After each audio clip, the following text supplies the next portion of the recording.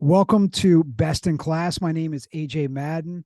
I help successful people become best in class at what they do.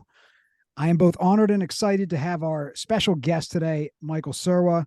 Michael is a coach for the elite and the highest paid coach in the United Kingdom. Starting in 2011, he has worked with over 500 clients. He has also spoken at around 250 events on a wide variety of personal development and business topics. He has written the excellent book From Good to Amazing, available on Amazon, as well as over 100 articles. Michael has been interviewed on a number of TV channels, including the BBC. He was featured in the world's first full-length coaching documentary, Leap. He has also been featured in Forbes, GQ, The Guardian, The Telegraph, Entrepreneur, Luxury London, and Luxury Lifestyle magazine. Michael, welcome to Best in Class.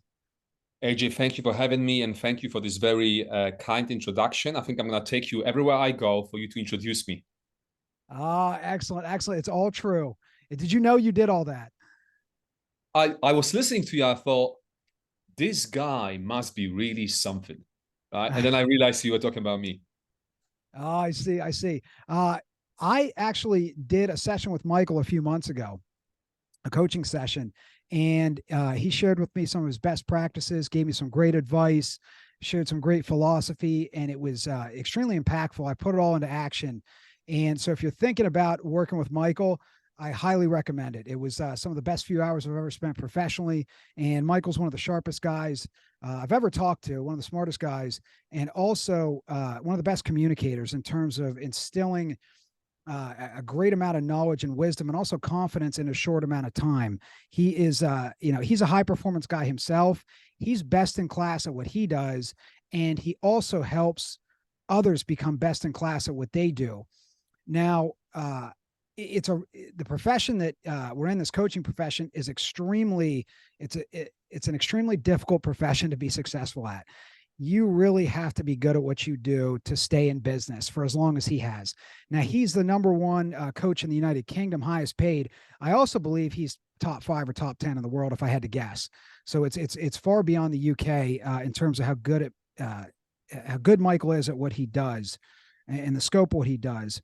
Now, Michael, I'd love to jump into share some quotes with you that you've shared with others and some of your philosophy. And maybe we can start with how you decided to live a life free of insecurities and limiting beliefs, which is one of the greatest things I've ever heard anyone say, that you decided to live a life free of insecurities and limiting beliefs.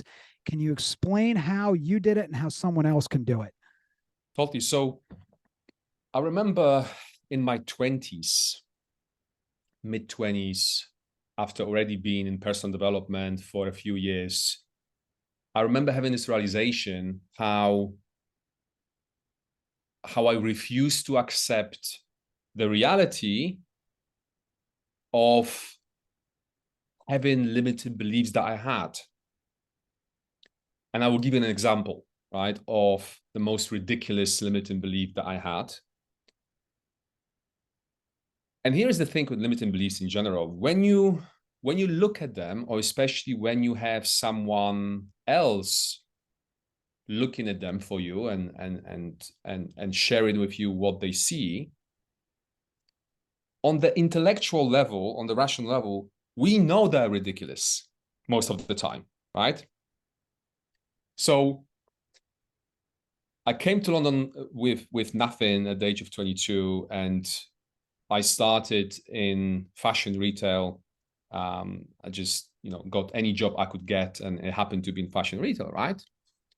So even back then at 22, even though I could barely speak English, I didn't have any money, I don't remember having any limitations as far as my career prospects are concerned, right? However, for some reason, I had this thing, because I came with a girlfriend and I left her, and then I was single, and I wasn't doing too well with the ladies, and I couldn't quite put a finger on it, right? Because I've always been a confident kid, and I know I'm not the ugliest person on the planet. I'm quite tall, right? But there was no success of any kind, right? And then I started learning about the game and female dynamics, male-female dynamics, female psychology, etc. And I realized that I had this belief that I couldn't attract English girls, which is a bit inconvenient given those, and I still am in England, right? And there's quite a lot of English girls here, naturally. I cannot attract English girls because I'm Polish.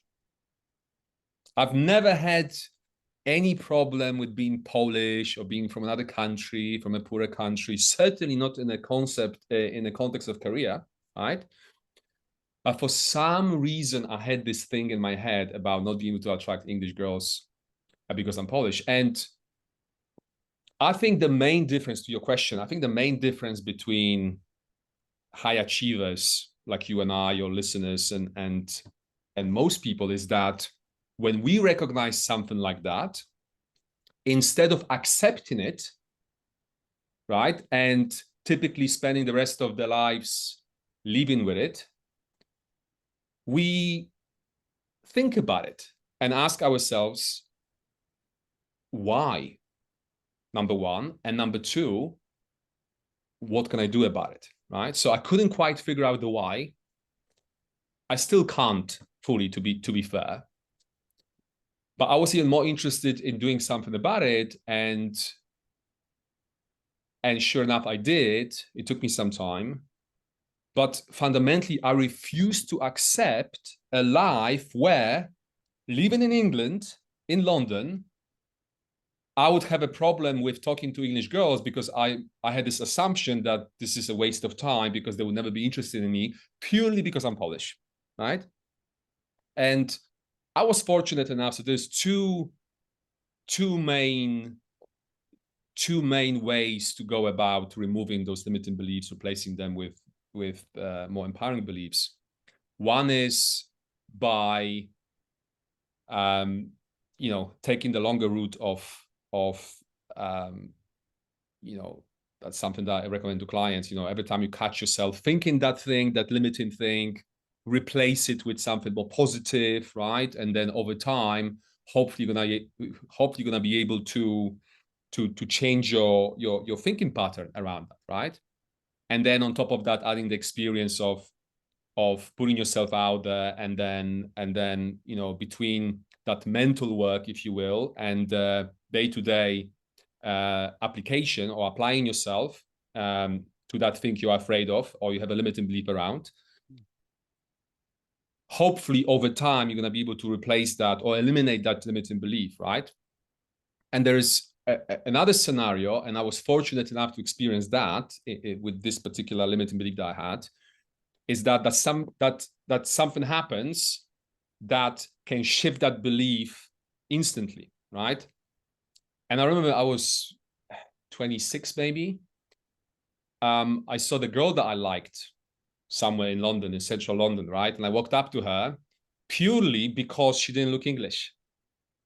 So I went for it, and we started talking. I realized she was English, and it activated my limited belief, if you will, right? I froze there a little bit because in my head I was like, okay, that's going to be pointless. And then sure enough, long story short, she asked me for my number, which never happened with anyone before, English or non-English, right? And my limiting belief wasn't a limiting belief anymore. And it was like this, right? Now, one could say I was lucky to experience that, right? And have this ridiculous limiting belief go away forever. But let's don't forget that it happened on the back of me taking action, right? So I wasn't sitting at home feeling sorry for myself, right? And not talking to anyone because I had that belief, or just reading, another book and another book, another book on the subject, which is the trap that many people fall into.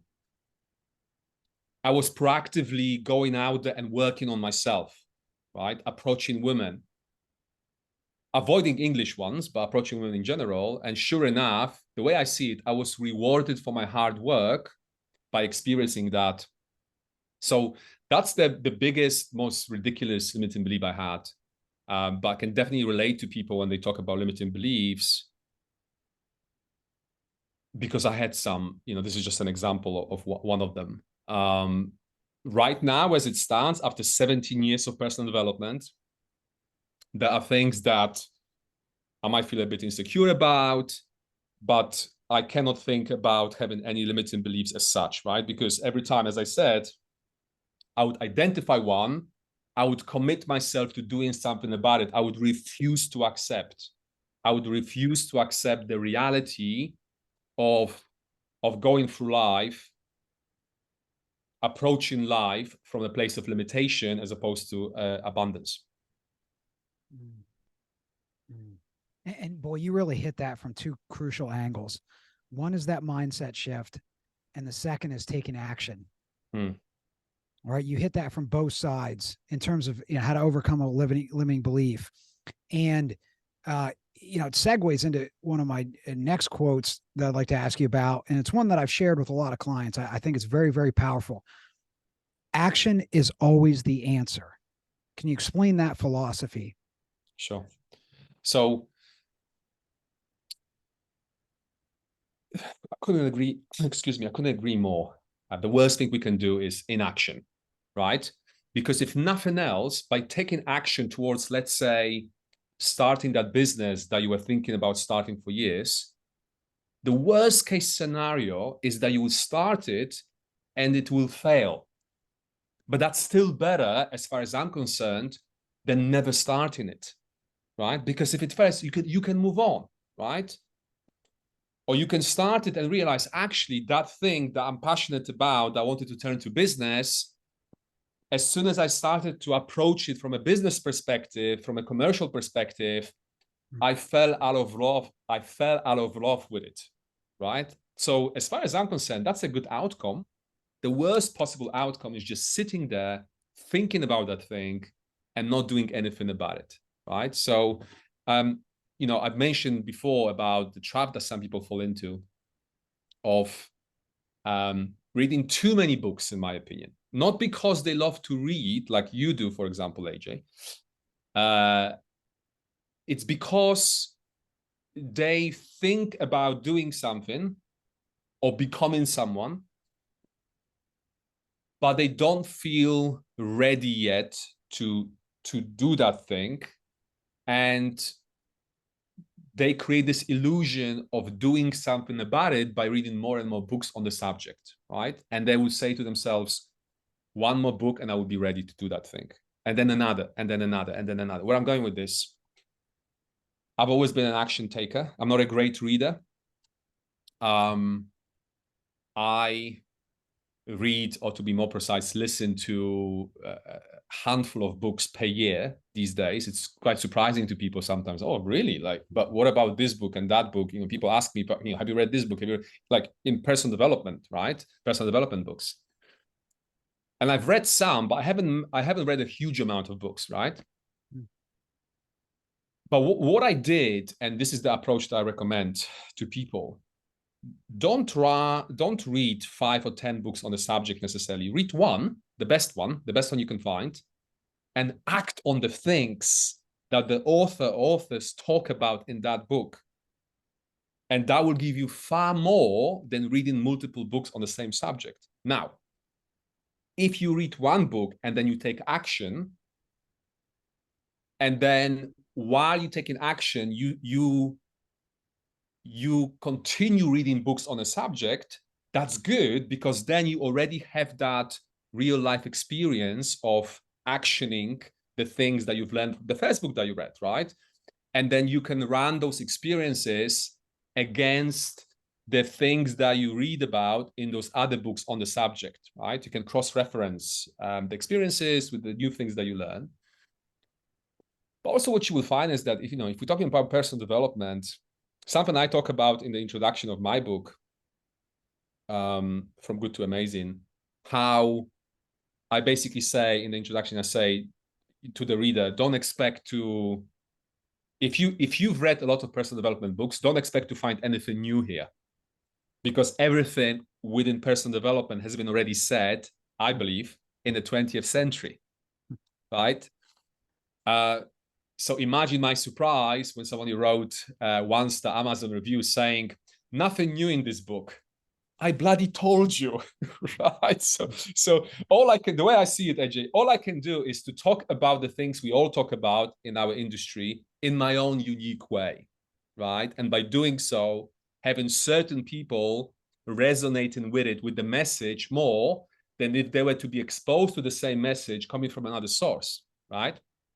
But I'm a big, you know, activist, if you will, when it comes to action taking. There are people, you know, Gary Vaynerchuk, many of you listening are familiar with Gary Vaynerchuk. He said that he's never read a book in his life. I think he said that he might be the only person on the planet who wrote more books than he read. Right. And I'm pretty certain he didn't say that. I'm pretty certain that he had them, you know, ghost written or somebody else wrote for him, because he's not type of person who would sit and write necessarily. Right. And look how successful he is. Right. And how street smart he is. Right. So you know, I've always valued the street for myself. I'm talking about myself. Right. I've always valued street smartness over academia and the books, etc. Right, and I would put myself out there. I would face my fears. I do it, you know, to this day. I would put myself out there. I would face my fears, and I believe that this is one of the biggest contributors to my success in life in general.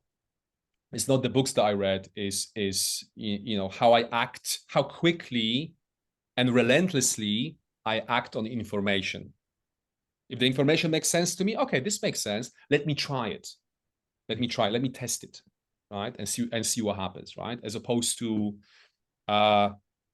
fooling myself that I'm not ready to act yet. I need to read another 5 books on the subject, or God forbid, you know, 50 books or 100 books on the subject before I can take action. Mm.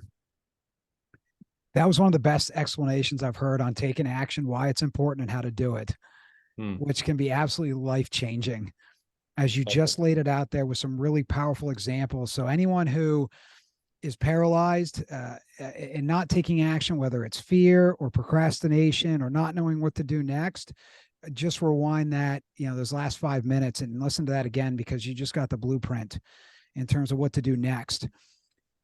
That segues into another one of my favorite quotes and one of my favorite philosophies you shared. Can you talk about how to become the most fearless person you know? So, 2 ways to go about fears: run away from them and face them.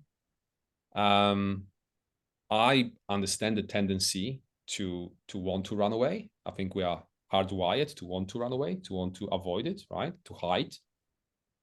I'm certainly, quote unquote, guilty of experiencing those emotions as well. I'm only a human. But again, what I did differently is I would refuse to listen to those voices or act on those emotions, right? Because my desire to create the life I really wanted to create for myself was greater than my fear of facing the things I had to face in order to create that life, right? So at the end of the day, that's the big question you all want to ask yourself, is like, how badly do you want that thing, right? I had a clear vision in my 20s already, not in my teens. Like, I don't know what the hell I was doing in my teens, but in my 20s, I had a clear vision of what kind of man I wanted to become and what kind of things I would want in my life. And I was committed to do whatever it took in order to achieve that, with the exception for hurting other people, right? So that's my kind of general attitude towards things that I want. I will do whatever it takes to get what I want, as long as I don't need to hurt anyone in the process, right?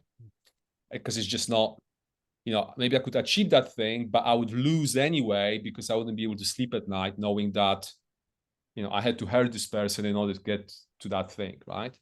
And that's just an individual kind of philosophy, you know, you do you. But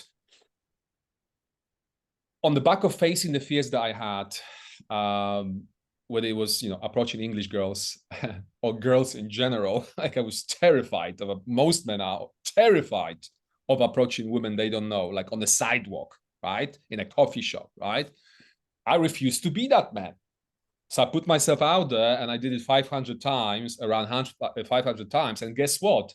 The fear went away because I did it 500 times and my brain picked up on the obvious, which is there's no harm that can come from me saying, hey, I think you are cute, right? So that scenario that my brain was creating of this is dangerous, right? You might get rejected and humiliated, all those stories that my brain was producing. Obviously, I've done it enough times for my brain to go, actually, this is safe, right? Another thing was public speaking. I know that if you check out my YouTube videos, me speaking, I look pretty confident. But let me tell you, my first public speaking gig, I was very lucky that the table was there, so I could hide my shaky hands under the table. So nobody could see my shaky hands because I was so nervous, right? But again, as you said in the introduction, 250 public speaking engagements later, I still get a little bit nervous before I get on the stage and a little bit nervous at the beginning, right? But that's nothing in comparison to what it used to be, a decade ago or 12 years ago. Another thing, how when back in the day, I would get an inquiry from a big shot, a heavy hitter, some powerful CEO, I would feel a bit nervous, right? And then I would meet them, I would feel a little bit intimidated, right? But again, exposing myself as opposed to running away. So the girls, oh, I don't need to approach girls. I can just go on Tinder, right? There was no Tinder when I was learning this stuff, but like today, like, oh, I don't need to do that. I can just go on Tinder or talk to women on Instagram or just meet people through my social circle, right? Yes, you have the right to do that. But if you want to become the best version of yourself, and in your case, just like in my case, that involves X, Y, or Z, then, and you know it, then there's just no way around it, right? I wanted to become a man who could talk to anyone, anytime, right? Whether it was in my personal life or in my professional life, I didn't want to even contemplate the idea that maybe my positioning will be as such as a coach that those people who used to intimidate me, they won't even approach me. I would just work, I don't know, with younger people or maybe like up to director level, but not beyond, right? That's not to say that I wouldn't sometimes back in the day think about that, but then I would instantly coach myself. And by doing so, not allowing myself to even think like that, right? Not accepting that reality. And the same with public speaking. Like I remember up to that point, I've done around 100, maybe 150 smaller talks, 10 people, 15 people, 20 people, right? And I got invited to speak to a group of 100 and I think it was 20 people, right? I remember when I got an email, my initial response was, I don't want to do it. And then the next thought was, you're gonna do it. So because when people say, oh, but public speaking, let's say, oh, but like, no, I don't like public speaking. 52% of people are afraid of public speaking. So, it doesn't make you so special when you say, I'm afraid of public speaking. Oh, I don't want to talk to strangers in a bar. I'm going to wait for them to come to me. Well, that's your right. You can do that. But if we talk about confidence and feeling fearless, right, in general, yes, without a question, I've always been a confident kid. I've always been a confident, rebellious little shit growing up my whole life, right? I'm not just the product of personal development, right? I had a good base. And I want to make it clear because I just like to keep things transparent and honest, right?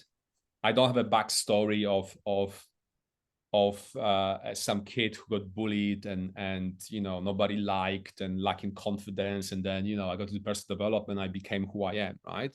So I had a strong base, but in terms of confidence, in terms of that sense of fearlessness, it was nothing comparing to what it is now. And that's the product of personal development. That's the product of me working on myself relentlessly, right? And putting myself in situations that would allow me to better myself, right? And what I'm going with this,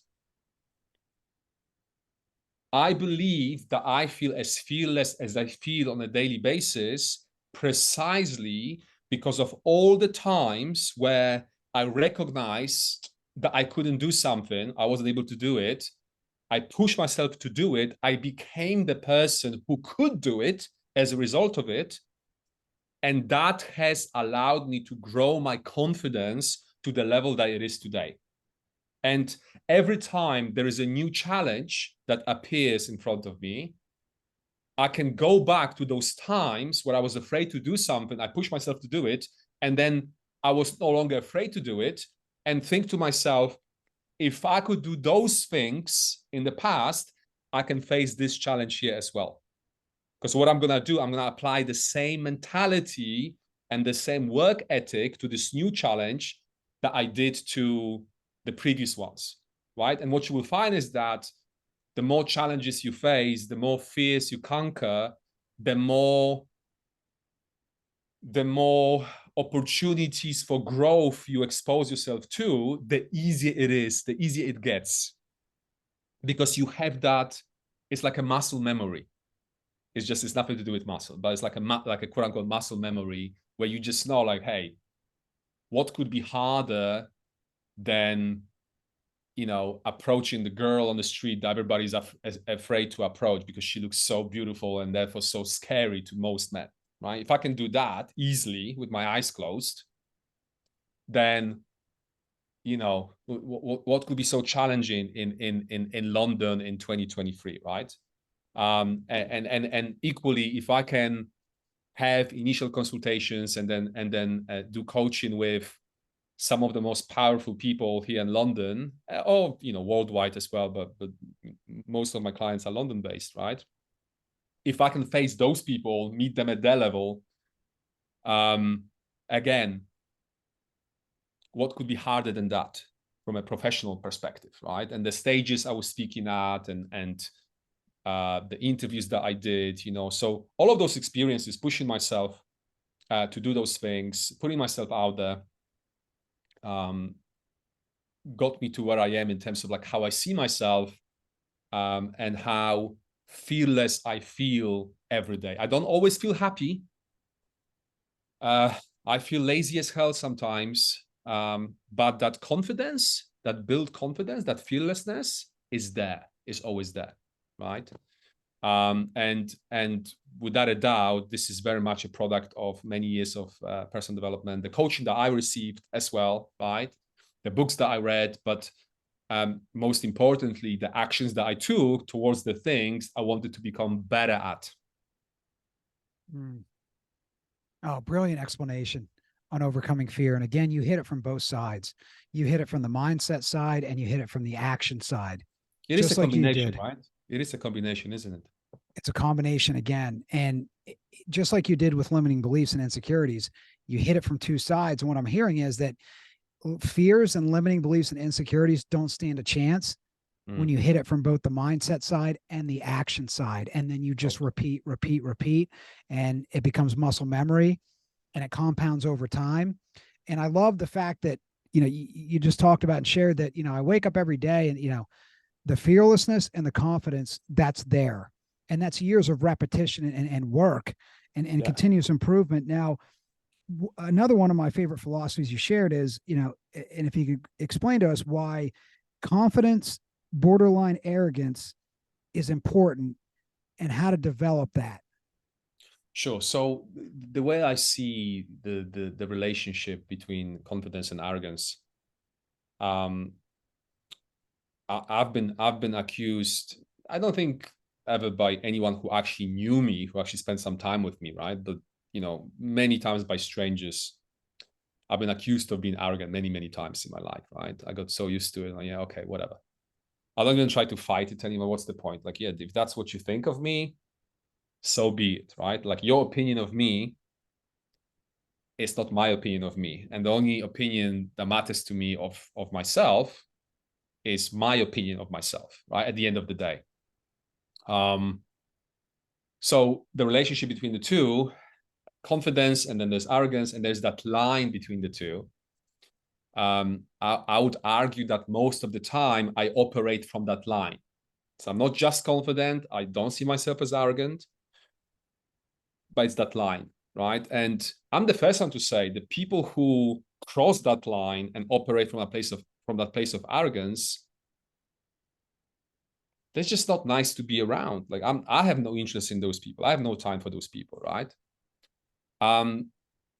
So whether it's the line that you operate from or anywhere, on that confidence scale, when you think about it, confidence is not something that you can expect for someone to give you. It's not something that needs to be, to an extent, yes, but it's not something that, the way I see, it's not something that needs to be earned. It's not a place to arrive to, as much as, the way I see it, as much as the place to arrive from, right? And when you think about it, I have this theory.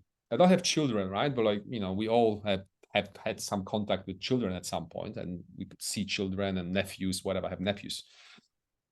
How, speaking of fearlessness and confidence, how fearless children are. 1-year-old, 2-year-old, 3-year-old, right? If it wasn't for the parents or teachers or maybe some, bullies at school or whatever, we will all, that's my theory, we'll all grow up to be relatively confident, right? Because I believe that's our natural state. Happy and confident, I believe these are our natural characteristics as human beings, right? And unless someone gives us a reason not to feel happy or confident, I think we will all grow up to be happy and confident. That's my personal theory, right? So if you were to accept this theory to be accurate, then confidence is not something that needs to be learned. It's something that needs to be came back to, if that's grammatically correct, right? So if anything, we would need to unlearn the things that made us feel that we lack confidence in the first place, right? If we assume that we arrived from a place of confidence. And the same with happiness, there's this saying that, children don't need therapy. Like you don't come across 4-year-olds with a clinical depression that need treatment, right? And medication, right? It's something that we develop sometimes as adults, right? But coming back to confidence, so instead of asking yourself, how to be more confident at doing something, you could ask yourself, why do you think you lack confidence in it in the first place, right? Why do you feel that this is something that you need to learn, as opposed to just unlearning certain behaviors or thinking patterns, usually given to you by other people, right? Typically parents. Hey, you're not good enough, right? This grade, what was that? A minus is not good enough, right? And then, you grow up and you think that maybe you are dumb because your parents never told you that, B's and C's are good enough or A minuses are good enough, right? So whether it's like education or like any type of any area of life. So I the way I approach it, but there's something new, I fundamentally don't accept that this is something I'm not able to do. And the argument like, oh, but you've never done it before. It's like, okay, so I expect not to be very good at it to begin with, but I believe that it is my birthright as a human being to be able to become good at just about anything, right? Anything I put my mind into, right?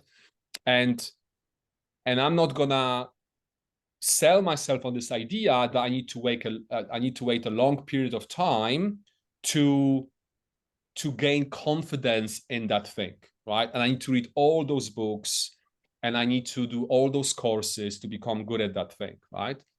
So, I really always, I really always encourage my clients and everybody I speak to believe in themselves and to start immediately, right? Even, I would start working with someone, and even though the coaching process is typically a few months, I said, well, listen, yeah, we can spend hours and hours and hours and hours talking about that thing, your confidence in this particular area, but the outcome is going to be the same. So how about you start believing in yourself immediately?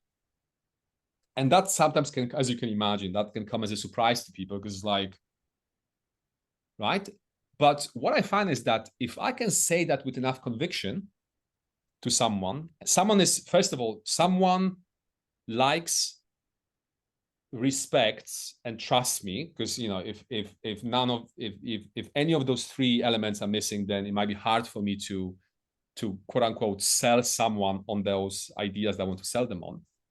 But given that they like me, trust me, and respect me, and let's face it, if they wouldn't work with me probably, then I know that I can leverage my own confidence and conviction to sell people on those ideas, right?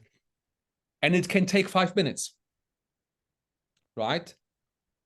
So back to what I was saying before, how is that not a proof that maybe what I was talking about before is true, right? When I said that we are already confident, right? We are already confident. And we have, I know we're talking about confidence, but we also have unlimited scope for happiness and fulfillment, I believe, right?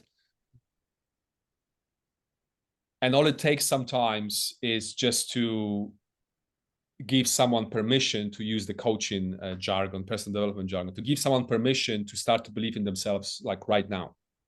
Like right now, go out there and, speak to that person you wanted to speak to, that you were hesitating about speaking to for a year. Do that thing that you wanted to do. Start that business today, right? Like, let's start working on it today. You do not need another year. You do not need another 2 years. You don't need another 50 books to get yourself to this place of readiness, right? Like you are ready now. You just don't see it. And all I'm telling you is what I can see. You just can't see it. If you see what I see in terms of your potential, then there'll be no need to wait another day, right? Which is one of the biggest gifts that we can give to our clients as coaches, right? As you know, it's to say, listen, how many times I said to someone during the initial consultation, I said, listen, if you, this is like, I only would ever say that if I mean it, right? There's a reason why I couldn't possibly work with most people, because I couldn't say those things and actually mean them, right? And therefore I wouldn't want to say them, because I don't believe, like, fundamentally, I believe in human potential. But if someone has a loser mentality, victim mentality, that's not the person that I want to partner with and say things to, right? I leave it to other coaches, right? But how many times I said to my people during the initial consultations that if you could see what I see in you, you wouldn't need any coaching. If you could see what I see already, you wouldn't need any coaching. But I appreciate that you don't, therefore you're here, and therefore we probably should do some coaching. But in a nutshell, all I want to do is to get you to the place when you see your potential at the same level that I see your potential. Because when you see what I see, you will be unstoppable. Right? And more often than not, people believe me. And that's the thing. That's the power of coaching. Leveraging that conviction. And when I think about it, having this much conviction in myself and in people in general, right? It only makes sense that I use that conviction to to help other people, right? I think if I was to become I don't know, even a doctor of some sort, it's a very different, very, very important, obviously, profession, right? But then you don't need that much conviction, right? You just prescribe things and diagnose people with things or perform surgeries, right? But given that I've done so much work on myself that got me to the point of this level of conviction, it only makes sense that I would extend it to other people, right? And sometimes this works so quickly that even I'm surprised. I'm thinking, damn, what happened? What did I do? I don't even remember, because somebody would come in for the second session or third session and say, those changes took place. My wife said this about me. I'm like, wow, what did I say? I don't even remember saying it, like anything in particular, right? Powerful stuff, right? But the more people I coach, the more I'm being confirmed in my belief that the transformation doesn't have to take long, right? That we are fundamentally unlimited when it comes to our potential as human beings, right? That there is absolutely no limit to the things that we can achieve and things that we can create, and there's no limit as to who we can become. What a beautiful philosophy in terms of we're born confident, we're born happy, we have incredible potential. And it's important for us to have someone like yourself in our life to see that potential and convey it with certainty and conviction and confidence. Because I believe confidence is contagious, just like you've stated. And 100%. And Dr. Robert Rosenthal, a psychologist, coined the term the Pygmalion effect in psychology. That when someone like yourself, a coach, a teacher, a mentor, a parent, a boss, tells us, believes in our greatness and our potential, it has a direct effect on that person's performance. Now, to your point, you can't fake that. You're not faking it when you tell people that, because people can hear it. So I know you're being 100% honest with people who are committed and coachable and capable, who are in the right mindset and ready to take action. When someone like you says it, it's rocket fuel.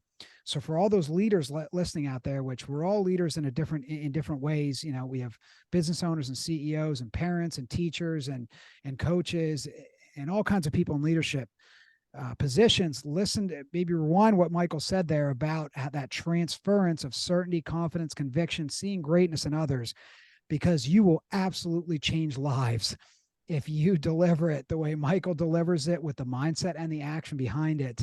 One of my favorite things I've ever heard anybody say on this podcast so far. So thank you for that. Maybe we can segue into some of the coaching that you do. For both of us, you've told me this, and it's my experience as well, that time management, time mastery is one of the most common things that people come to us for coaching on. Not enough hours in the day. Can you share a few, maybe 2 or 3 time management tips that you share with the busy, high performance people that you work with? Maybe your top 2 or 3 tips. Sure. When you were speaking, I thought about a quote from one of my favorite people in the history of human beings, Arnold Schwarzenegger, who said in an interview, when they asked him about what to do when there is so much to do and there's not enough time in the day to do everything they need to do, and he said, just sleep faster. Which I thought was brilliant, right? So that's not to your question, that's not my number one tip. So so if you recognize that in order to perform at the highest level, most optimal level, you need 7 or 8 hours of sleep, I would recommend to try to sleep 6, so you can save that time. Because then if you need 8 hours and you sleep 6 hours, the productivity when you're awake will be compromised. So you are still better off, I believe, sleeping 8 hours and then being productive for the remaining hours. So sleep is super important, obviously. I made a post about it recently, a Facebook and LinkedIn post about how this whole idea of waking up at 5 o'clock in the morning or 6 o'clock in the morning in order to be successful is such nonsense, right? And I was making a point in that post how it's all about how productive we are during the hours that we are awake. So, and this is an important thing for people like myself who are not morning people. Don't let anyone sell you on this idea that you need to get up early to be successful, because if you are not built to wake up early like I'm not, then you won't be very productive after you wake up anyway. So you might as well go to sleep late, wake up late if you can, if you're a business owner, if you can quote unquote afford waking up late. And just stick to your, so that's that, tip number one, stick to your natural preference when it comes to the time of sleep. And there are 22 genes responsible for our sleep preferences. And as I've learned, and 1/4 of us are morning people, 1/4 of us are night people, and the remaining quarter is like somewhere in between. And this is linked with how back in tribe times, when we used to live in caves, the idea was for us not to sleep at the same time, so we could watch each other's backs. Right, that's the explanation. So when I came across that, I thought that makes perfect sense. So that's tip number one. Follow your natural sleeping preferences. Then, in terms of a morning routine, a lot of people in personal development talk about the importance of a morning routine. I've never had any morning routine. Never. I've never had a morning routine. I don't have a morning routine right now. I do exercise regularly 3 times a week, in the morning or like after waking up. So I definitely recommend to do that. If you say, oh yeah, I like the idea of exercising, but I don't have the time, you are lying to yourself, right? Everyone has time to, like, presidents of United States, I don't know about Trump, but the other ones, they would exercise.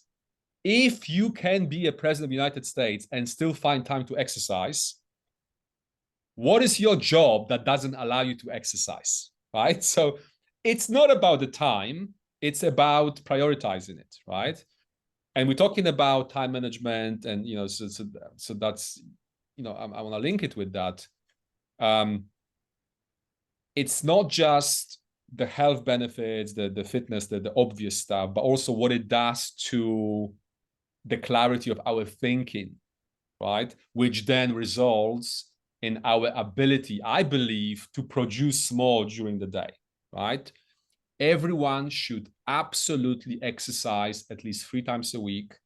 What form of exercise you pick, it doesn't matter. Again, don't let the cardio people to tell you that you have to do cardio.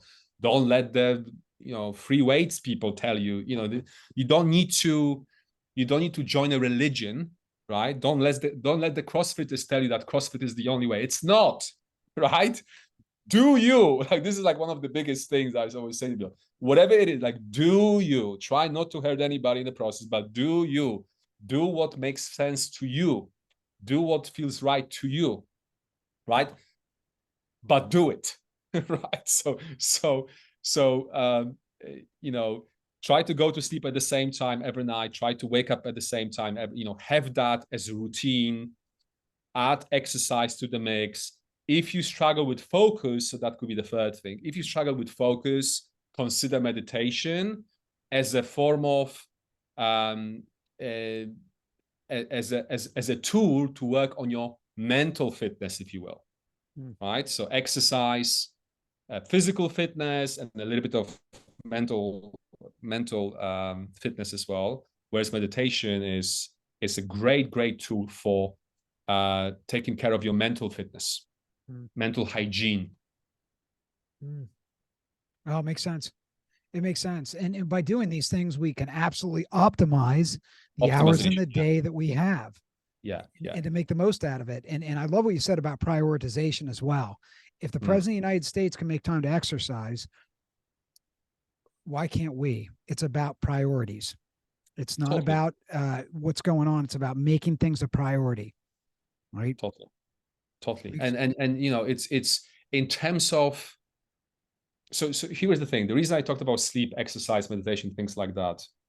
You asked me for 2-3 things. I could give you a list of 10, right? But you asked for 2-3. So I thought about sleep. The number one, by far the most important thing. There's no amount of exercise, meditation. There's no type of diet that could make up for sleep deprivation, right? And I understand when you have small children, etc., this can be challenging, get a bigger house and put the kids with a nanny on the other side of the house, right? There's a solution for everything. But I'm a big believer that if we wake up after a good night of sleep, if we have our exercise routine, if we have our meditation routine if needed, then we will be in an optimal state to produce. And then how we go about producing,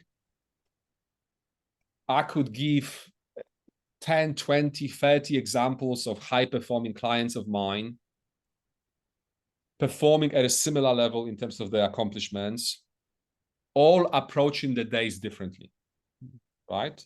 But there's certain things that all have in common. And one of the main ones being sleep, exercise. Some of them meditate as well, right?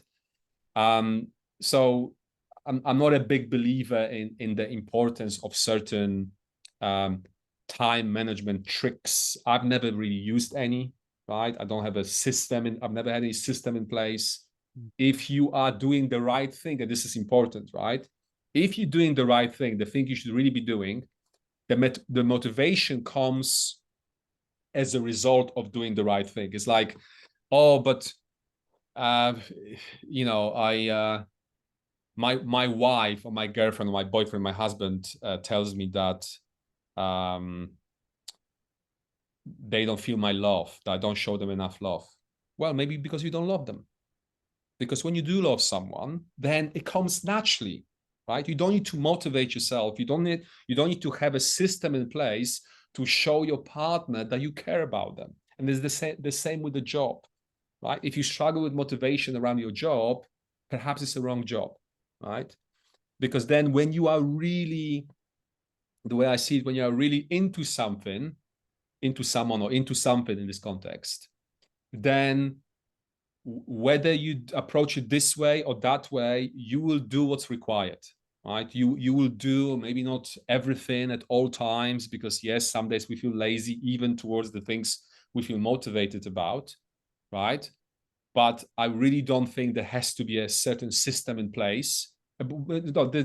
Everybody has some sort of system. Any high achiever has some sort of system in place. But what I'm trying to say is that there isn't a system that I believe is superior to other systems. Just like I was saying, I don't believe there's a form of fitness that is necessarily superior to other forms of fitness. And I believe, to add to that, I believe it's quite dangerous or irresponsible, better word, for people to try to tell us that, this is the only way to do it. This is the only right way to do it. Because then if your natural preference is not to do that, then you won't do that, or you will struggle to do that, but maybe you won't do that other thing that you could do with pleasure because you've been sold on this idea that only this makes sense.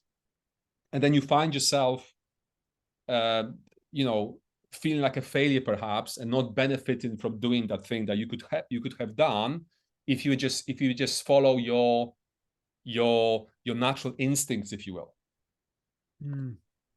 Boy, is that something really to look for in a mentor or a coach or some, a family member, friend, trusted advisor that you respect and admire, someone that will tell you, will help you find the best way for you to do something, not how they did it, but the best way for you to do it. And Dr. Alan Weiss, one of our previous guests, one of the best coaches, consultants in the world, you two have a lot in common in terms of your philosophy, methodology, in terms of confidence, self-esteem, and coaching. And it's he says the same thing. It's a great coach won't tell you, what they did. They'll help you find the best way for you to do it. To me, that's a real litmus test for anyone out there listening of a high level coach like Michael, or a mentor, or someone that you should listen to, you should go to for trusted, to be a trusted advisor for you.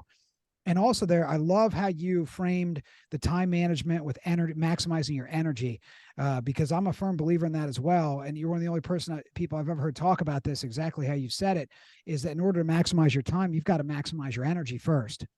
And there's more than one way to the top of the mountain. Just set priorities, and results are results. However you get there, you get there.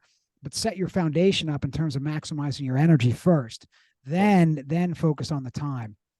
Maybe a few more questions, Michael. In terms of your methodology and mindset, you've talked about modeling success, which is, I know, is one of the most important concepts for anyone to hear about, and maybe who you modeled, learned from. I know you've talked about Jim Rohn, maybe Gordon Ramsay, Simon Cowell, some really successful, brilliant leaders and business people. Can you talk about modeling success, who you modeled, and how to model, how someone could model as well? Sure. So, very important thing, I believe, when it comes to modeling is to find the person who already has what you want, right? That's pretty straightforward, right? You find the person, whether it's someone within your industry or I don't know, someone dating the kind of people you want to be dating or marrying, etc. But then the important thing here is like how, looking at them at the height of the, let's say, career and trying to do what they do now could be quite dangerous in a sense that probably it's not going to work for you. And you might get discouraged and you might think that you are worthless because you tried that thing that this person that you look up to does now, as opposed to trying to find out what they were doing and how they were doing it when they were at your stage and trying to follow those steps, right? And then only when you go up on the seniority ladder, if you will, then you can follow the steps that they were taking when they got to that place themselves, right? So you mentioned Jim Rohn. That was definitely, or this is definitely the biggest influence on me in personal development. In terms of, Jim Rohn as a man, not exactly, right? So that's another thing to consider. The person that you want to take parenting advice from is not the same person you should necessarily be taking fitness advice from, spiritual advice from, etc., etc. Right? So I would look at Jim Rohn, who I love dearly, and think to myself, I like the way he communicates. I like the way he builds rapport or creates that connection with his audiences, right? I really liked his style of communication. Would I want to have his personal life? No, as in like family, wife and kids. It's just that's not what I wanted ever, right? Do I want to wear a suit? No. I live on the street that is world renowned for tailors. Savile Row in London. I don't own a single suit, right? I know, sorry. I got one recently because I went to the wedding. Like a casual suit, like a semi-casual suit, right? Not from Savile Row. I just got it from like a normal shop. So, I would go to certain people for style. I would go to certain people for dating advice. I would go to other people for personal development advice. I would go to other group of people for business advice, right? So, I made a Facebook, LinkedIn post the other day about,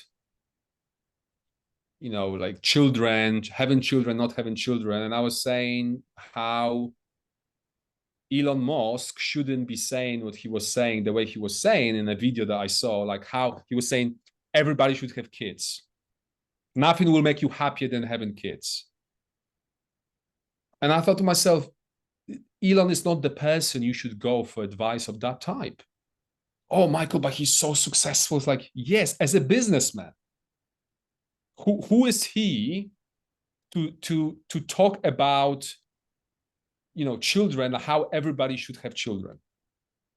Yeah, he's a father of he has fathered many people, but other than that, like what makes him quite like, I obviously understand that everybody can share their opinion, right? But that's an example of like how you don't want to go for a parenting advice to Elon Musk necessarily, right? Go to him for business advice. Don't come to me for parenting advice. I'm not saying that you should come to me instead, right? But I'm talking about the importance of understanding that certain people are right for certain things, and just because they are brilliant at one thing, it doesn't mean that we should take the advice when it comes to other things, right? You want to be something Jim Rohn talks about. You want to be a student, not a follower. Don't follow blindly anyone. I mean, anyone, right? Listen to people, learn from as many people as possible, listen to what they have to say, from as many people as possible, but then filter this all through your own gut and instinct and your experience, etc. And make sure that whatever it is that you do, it makes sense to you, right? And it's something that makes sense to you because you are the one who's going to have to live with the consequences of those actions and decisions. Not nobody else, not Elon Musk. Oh, Elon Musk said I should have children. I never thought I wanted to have children, but Elon Musk, I mean, he's such a successful guy. Let me have a kid, and then you are a miserable parent. I've met those. I'm not that person because I don't have children, but I've met those parents who regretted having children. Obviously, they've never said that probably to anybody else, right? But they've shared that with me during a coaching session. So that's just an example of someone perhaps doing what they thought they should do because everybody does it, or almost everybody does it, and then finding themselves in a situation where they felt that they made a mistake. Right? So have role models, but to summarize, have role models by all means. I've had many, but don't take anybody's advice blindly. This can be life-changing, personally, and game-changing business-wise, to do what you just said there, to choose the right role models and through a certain filter of who you would essentially trade places with, or who's the true expert, and ignore almost everyone else, essentially, was what I'm hearing. And that's, in business or personally, because I find that, there's only a few shortcuts to success. Getting a coach or mentor is, to me, is the most powerful. And number two is modeling. Those are the two fastest shortcuts to success and happiness in anything, personally or professionally.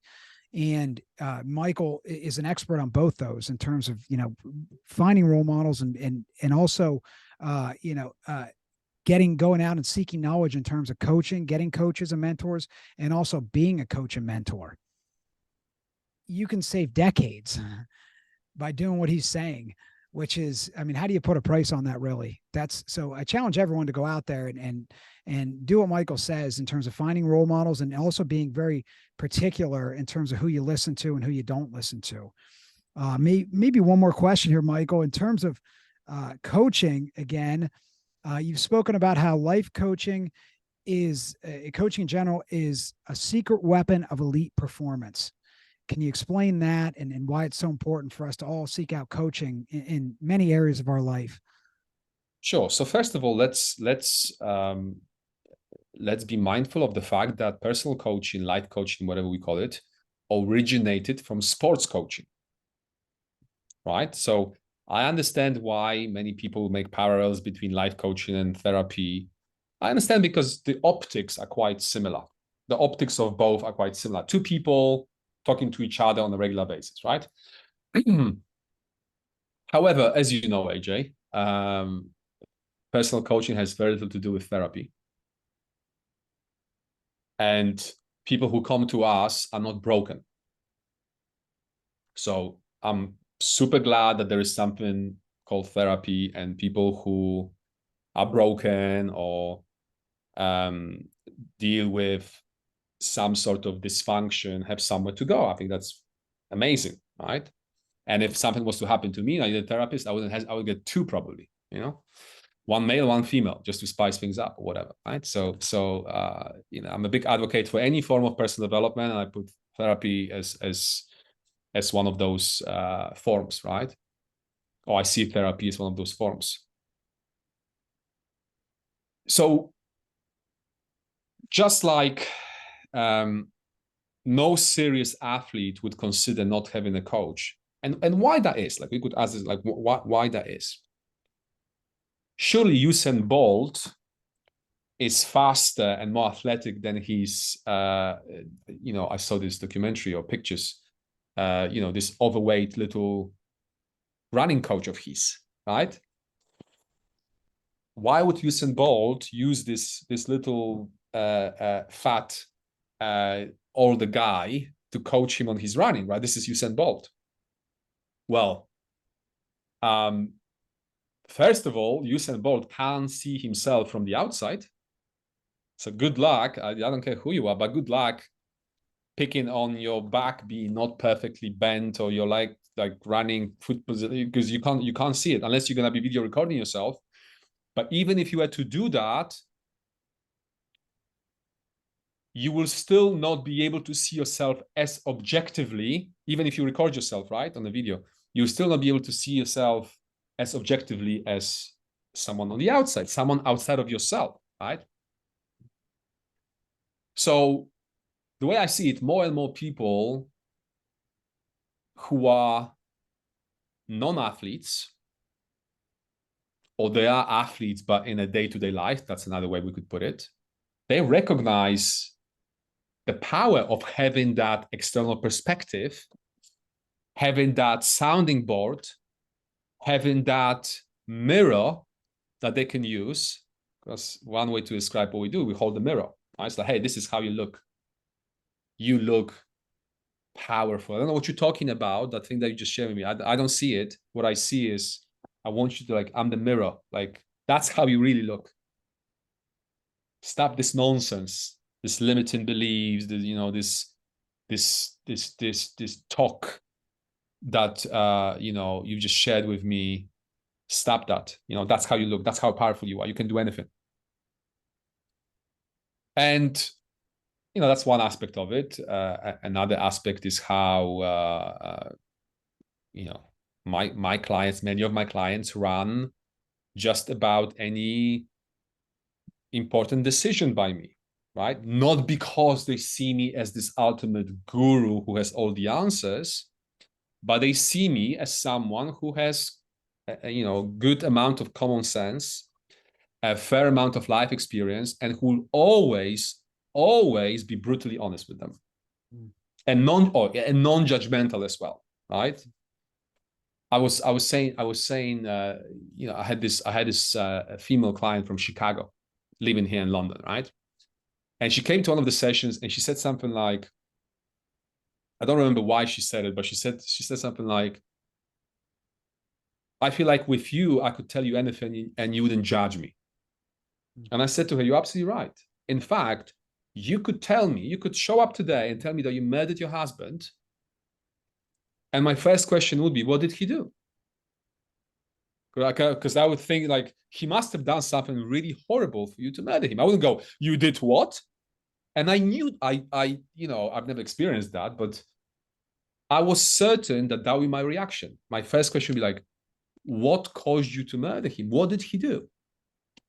Right? Like, what did he say for you to, you know, so there'll be no judgments like, you did what? Because knowing her, this is an extreme analogy, right? But knowing her, I know that if she was to murder anyone, especially her husband, they would need to really deserve it. They would need to do, like, it would have to be like self-defense or something like that, because she's just not someone who goes around and, you know, murder people. So there's no judgment. And for me to say to someone when I first meet them that, you know, there'll be no judgment, it's like, yeah, talk is cheap, right? But especially those longer term clients, through the experience of working with me, they realize that there is absolutely nothing they can say to me for me to judge them. I might disagree with some of the choices that they make. I might call them out on things. But as you know, we can do it as coaches. without being judgmental at the same time. I can say to someone, listen, I think that's pretty stupid. I'm not saying that you are stupid. I'm just saying that I think that idea that you just shared with me, I think it's pretty dumb. Right? But I'm at your level. I'm saying that to you at your level. I'm not speaking to anyone, including my young clients in the 20s. I'm not speaking to anyone from a high horse. I genuinely don't think that I'm better than anyone. I genuinely don't. I certainly don't think that there's anyone who's better than me. Right? So there's two sides to the same coin. But I genuinely don't think I'm better than anyone on a spiritual level. Yeah, I might be, more successful than some, or I might be, better with the ladies than some, right? After all those experiences, right? But it doesn't make me better. It makes me better in this particular arena, but it doesn't make me better as a human being just because I can, talk to any woman anytime, or, have the clients that I have. It doesn't make me, but in my head, it doesn't make me better, right? So when people know that about me over time, especially when they know that about me, then they know that when I go hard on them sometimes, if I have to, they know it comes from a place of love. It doesn't come from a place of ego of like, oh, how can you? That's like, we are used to parents talking to us like that. Oh, don't be so stupid. And it's judgmental, right? Parents can be judgmental. My parents are super judgmental. I love them and I know they love me. But they don't talk to people the way we talk to people. They don't talk to me and my sister the way we coaches talk to our clients. There is judgment. They don't think. They're just like, okay, don't be stupid. I'm your father. Yeah, that's like him putting himself on a high horse and putting me here. Back in the day, not so much anymore, but back in the day, right? It's like, I'm your father. I'm the authority. You are just a kid. Whereas if I was to talk like that to my clients, even the ones in the 20s, they wouldn't want to be my clients anymore, and I wouldn't blame them if I started talking to them like that. They don't need another parent. When they come to me, when younger people come to me, they don't come to me because they want another parent. They want someone who will meet them at their level and be respectful towards the ideas that they have, the choices that they might want to make, and that allows a very honest conversation, right? And I always say to them as well, like, listen, and they know it, but like I reinforce that by saying, I can really help you with this better than any relative or friend, right? That's back to your original question, because there's no emotional attachment and there's no personal agenda. Something that you cannot expect, that lack of agenda and no emotional attachment, something you cannot expect from a relative or a friend. Those people will be affected by your decisions. I will not. That puts me in a position as a coach to say exactly what I want and how I want it without worrying about how your actions as a client will affect me. They won't. They can't. You already, I charge up front. You already paid me. Like I can tell whatever I want. Right? You're not gonna drop me. Like, I think it would be quite a good story to tell, quite fun story to tell if I was to be fired by a client. I'm not afraid of that. If you want to fire me as a client, if someone wants to fire me, like, go for it. It's gonna be a fun story. Right? But I'm not gonna be sitting there thinking, what I really want to say, because what I really think is that this would be good for this person. I'm not gonna say it because it's a bit left field or a little bit, maybe controversial, or I don't want to hurt the feelings, right? So it's an act of service, the way I see it, not being afraid for us as coaches, not to be afraid to hurt somebody's feelings or bruise somebody's ego. I see it as an act of service. And I know that my clients know that when I say some of those things, which is hard for them to take on sometimes, right? To swallow sometimes. I know that they know that I do it because I just want to help them. Why else would I say it? What would be another reason than that for me to say those things, right? So coaching is so powerful. I've been on the receiving end of that. Obviously, I've experienced a lot of that with my clients. I've heard, a whole bunch of amazing stories from other coaches working with their clients. And I really believe that just about anyone could benefit from coaching, just like any athlete, as we established, can benefit from coaching. And in fact, every athlete or sports team, as we know, has a coach. It's not like 80% or 90% or 95 or 99% of them, right? It's, to the best of my knowledge, 100%. I cannot think about a single athlete or sports team, professional sports team, that wouldn't have a coach. Can you? Maybe they exist. I've never heard of one. Right? So just like athletes benefit from having coaches, the rest of us can benefit from coaching. And what's crucial is to find a coach that is right for you. Not necessarily the best coach in your city or the best coach or the best coach for you. Because the best coach in your city or in your country or in the world might be the worst choice for you. Because if you don't resonate with them, with the message, if you don't get along on a human level, if the chemistry, the human to human chemistry, the personal chemistry is not there, then they could be saying all the right things, all the things that you need to hear, but because you don't have that personal relationship with them that I'm talking about, those things will not land nowhere near as well as they could have landed had you been coached by the right person for you. Yeah, I would argue that you'd be better off, without a doubt, better off working with someone more junior who you really get along with than someone more senior that you don't get along with that much. Yeah, which might sound a little bit counterintuitive. It's like, oh, but like, I need to get the best coach I can find, you know? I don't really like my coach, but like, I heard that he or she's the best. Not a good idea. And if that's your experience, if anyone listening, if you had this experience, I urge you not to give up on the idea of coaching just because the coaching experience that you had was suboptimal. If it was suboptimal, I can pretty much guarantee you that if I was to ask you a question, whether your coach was someone who you would like to spend time with outside of coaching, if the answer to the question is like, oh, not really, that wasn't the right coach for you. I love hanging out with my clients outside of coaching. I've done just about anything with my clients. Most of my clients. There were some people, not anymore, but the first few years I wasn't in a position to be overly selective. So yes, I've worked with some people that I wasn't crazy about. Let me put it this way, right? That I wouldn't want to spend my time with unless I was getting paid for it. Today, maybe with one exception, where I'm like, I will need to think about it. Every single one of my clients, I'll be happy to spend time with, even if I didn't get paid for it. And I like to think that they feel the same way.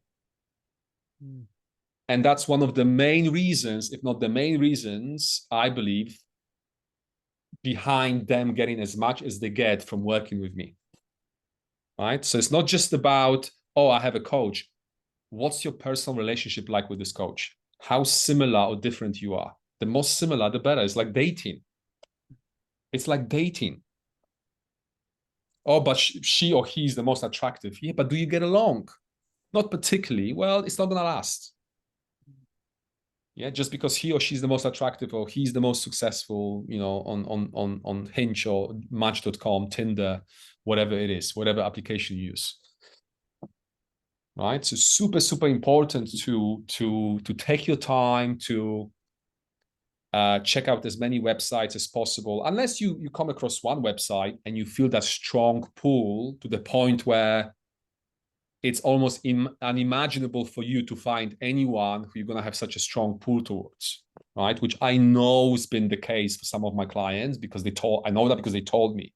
Like, yeah, like one website, another was, then they saw my website and they just felt it. They can't quite put a finger on it, but they just felt that I'm probably the guy for them. And when I met them, it's not like I needed half an hour, 2 hours to understand that he or she's the right person for me.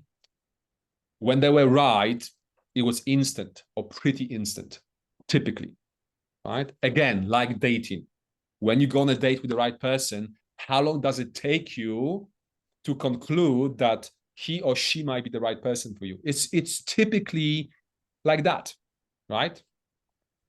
Right. So if you have to go there and then I think I need to think about it. If you have to think about it, then probably you shouldn't go on a second date. If you have to think about it, probably you shouldn't work with that coach. If you have a consultation with them and you have to think about it, there's a quote: if there is a doubt, there is no doubt. That's a great quote. Yeah? If you have to, let me think about it. No. Yeah. And then when a high performing or someone with the potential, at least for high performance client, partners up with a coach who knows what they're doing, and those two get along on a personal level, I keep talking about this because it's so important, then everything is possible. The things that can be achieved over a period of few months when you work with the right coach, relative to how much time you would need to achieve that thing by yourself, incredible, right? Incredible. And how many times it's not just like, oh, I could do it with a coach over a few months or by myself over a few years. Well, that's if you persist and don't quit when you do it by yourself. That's when everything goes well. It will take you a few years as opposed to a few months. That's if you don't quit. And how many people quit because they didn't know how to go about something that they could learn from the coach, or a coach could make them figure out or learn, right? Because it's not like I have all the answers, but I make my clients find, if I can't provide my clients with answers, I make them find the answers somewhere, one way or another. By asking, okay, so you don't know the answer to this question. I don't know the answer to this question. Where can we find the answer? Oh yeah, I know the guy who, or maybe I know someone, or maybe there's this book. Okay, let's do that. I'll hold you accountable to it. Make sure you do it by next session, and we get things done, right? So it's not always, that's the difference between coaching and mentoring. Mentoring is like you expect that mentor to have all the answers within the area that you hire them in or for. Whereas as coaches, we don't need to know any answers, right? And very much work with what the client knows and what the client can find out. But obviously, with experience, we learn more and more about life and find ourselves in the position of being able to advise people on things. If I work with one of my clients is, a guy in his 20s, late 20s, he's going through what I've been going through in my late 20s. So like I've been there, I've done that, and I can advise him, right? This goes way beyond coaching in its purest form of just, maybe asking open-ended questions or even close-ended questions. But, I advise him a lot. Like, this is how you do it. Right. And he just follows that advice, the advice that makes sense to him. Right. Because I have that edge in terms of like my life experience, when someone is 55 or 60, less so because they have lots of life experience already. Right. So it's less about advising, it's more about coaching, so but the lines are blurred between coaching and mentoring and consulting and advising and some coaches would only coach. They would not share their opinions with you. That's definitely not my style. If I have an opinion, I will share it, right? And you can take it or leave it. You can, if you like it, great. If you don't like it, that's okay too. But if I think about something, I will say it. So there's definitely lots of elements of advising and me sharing my opinions. But I think that's pretty apparent when people read my website. So there's no surprise to anyone. This is, we can't overstate the power of coaching. And Michael just laid out what to look for in a coach, what not to look for in a coach. And also, to your point, some of the most successful people in the world that we all know who they are have had coaches, whether it's Jeff Bezos, founder of Amazon, Steve Jobs, co-founder of Apple, Oprah Winfrey, LeBron James, Tom Brady, Serena Williams, they've all had coaches, multiple coaches. So it really is a secret weapon of elite performance, as you say. It's also important for all of us to have someone in our life who will be direct with us, brutally honest, coming from a place of service. Just as Michael described it there, whether it's a coach, a mentor, a trusted advisor, family friend, family member, or friend that we respect and admire, we've got to seek out those people in our life who will be brutally honest with us about what we're doing right and what we can improve, who are truly coming from a place of service. And as we go look for coaches and mentors, chemistry is really important. Someone we'd want to spend time with outside of a session, which I've never heard it put like that, which is really, really important in terms of longevity, because they could be an expert and give us the best advice, but we don't have that chemistry, so it doesn't resonate as much. Michael, where can people find you online? michaelserwa.com.